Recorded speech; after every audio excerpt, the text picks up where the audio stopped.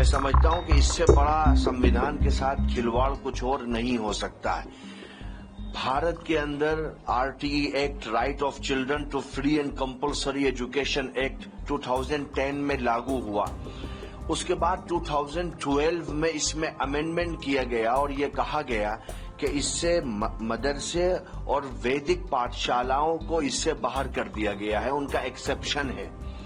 फिर जब आरटीई में मदरसों को और वैदिक पाठशालाओं को बाहर कर दिया गया तो इस अमेंडमेंट को सुप्रीम कोर्ट में चैलेंज किया गया और 2014 में Pramati educational and cultural trust versus Union of India Supreme Court में जो दावे किए गए थे कि आरटीई एक्ट में जो अमेंडमेंट किया गया है उसकी कॉन्स्टिट्यूशनैलिटी को और संवैधानिकता को चैलेंज करके ये कहा गया था कि ये भारत के संविधान के बेसिक स्ट्रक्चर को वायलेट करता है, डैमेज करता है।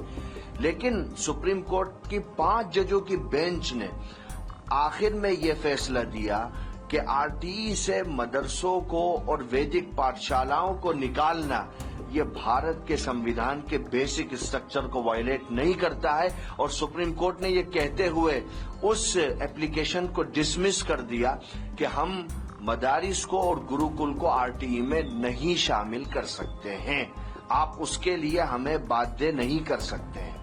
उसके बाद ये तय हो गया कि आरटीई में मदारिस और गुरुकुल नहीं आते।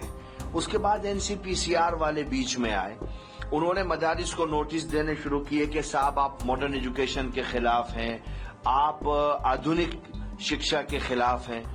उसको लेकर के उन्होंने नोटिसेस दिए। उन नोटिसेस को लेकर के Jamiat Ulama e Hind under the leadership of Maulana Arshad Madani साहब हम सुप्रीम कोर्ट में गए और सुप्रीम कोर्ट में तत्कालीन चीफ जस्टिस डीवाई चंद्रचूड़ जी की अदालत में ये केस आया और 21/10/2024 को मुख्य न्यायाधीश साहब की बेंच ने एनसीपीसीआर के सभी नोटिस को स्टे कर दिया और डीवाई चंद्रचूड़ जी ने ये बोला था कि वाई ओनली मदरसा, कि आप ये जो आधुनिकीकरण की जो बात कर रहे हैं, आप एक कम्युनिटी को, हम ये इल्जाम लगाते हैं गवर्नमेंट पर कि आप एक कम्युनिटी के अंदर टेरर पैदा कर रहे हैं। ऐसा नहीं है कि मुसलमान मॉडर्न एजुकेशन के सहभागी नहीं है।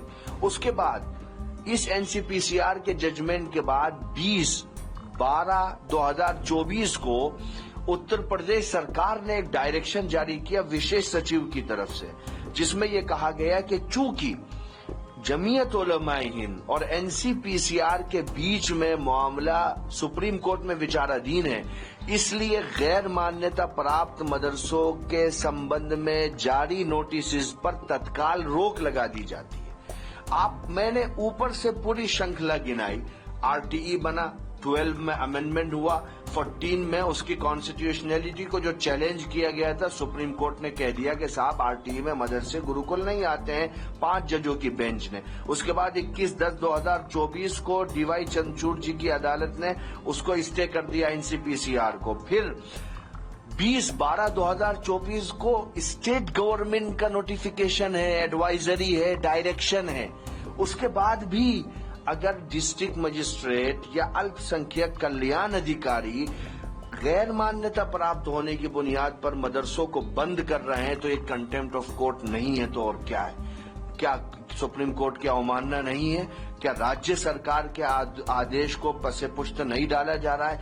हमको तय करना है कि भाई हम क्या कर रहे हैं, हम कमिंग जनरेशन को क्या संदेश दे रहे हैं। प्रभातखबर.com, विश्वास वही, रफ्तार नहीं।